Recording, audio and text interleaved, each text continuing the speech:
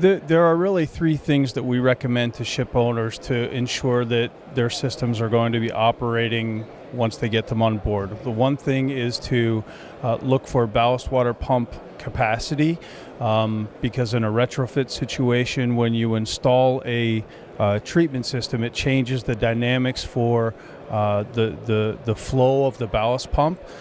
So making sure that the ballast pump is correctly matched to the vessel's loading capacity after the installation of a treatment system is very important.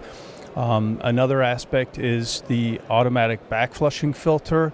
There's been a lot of issues where systems are failing because of clogging of the filter, because the drain lines aren't necessarily sized properly to allow for effective backflush of these filters.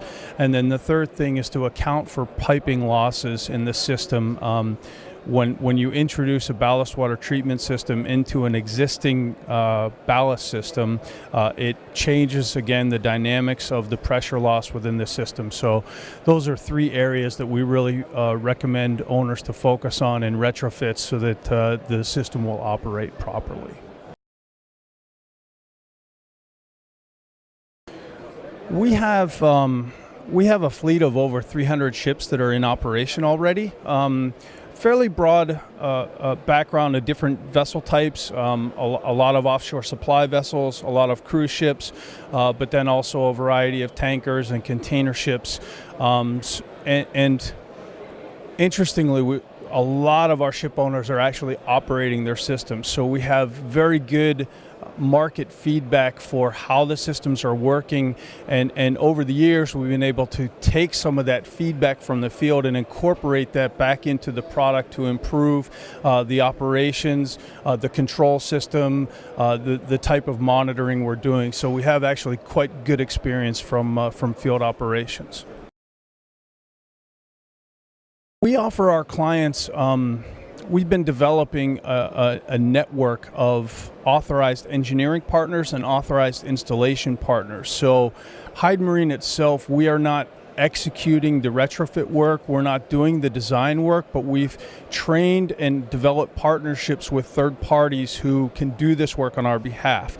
And because we've had a lot of work with them already, there's been a lot of experience gained already in the retrofit process. So I think that's something that's been very beneficial to clients is having that network that we work together as a partnership to make sure there's seamless integration of the systems into existing vessels.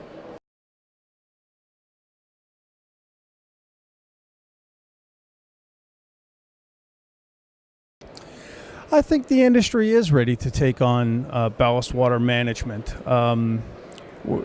Yet to be seen what the implementation schedule will be coming out of MEPC 71 in July, but I think there are sufficient equipment makers, sufficient quality equipment makers. There are yards that have some experience. There are installation companies that are able to do the work. So the technology is there, the experience is there. I think what's missing really is the market driver in creating demand and creating the necessity for ship owners to have to do it at this point. But I think the industry is ready to move forward.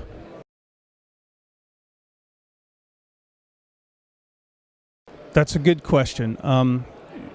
The first thing that ship owners need to do is to make sure that they have a ballast water management plan that is prepared for each specific vessel. It should be approved by their class and flag.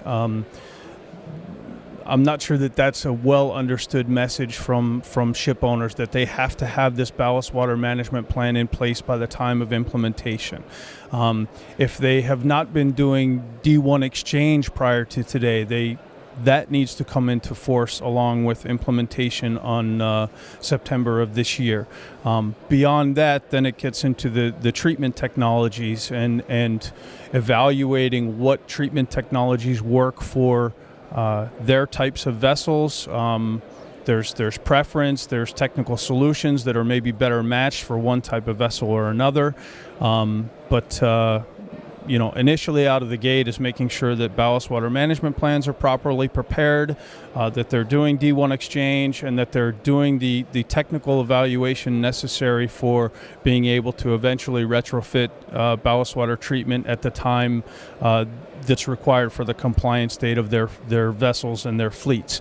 And then, there are plenty of consulting companies out there that can do the evaluation work for them, feasibility studies, etc. So I don't think the anxiety level needs to be quite that high, but there is certainly a lot of confusion in the market over everything. It's coming rather quickly now. So.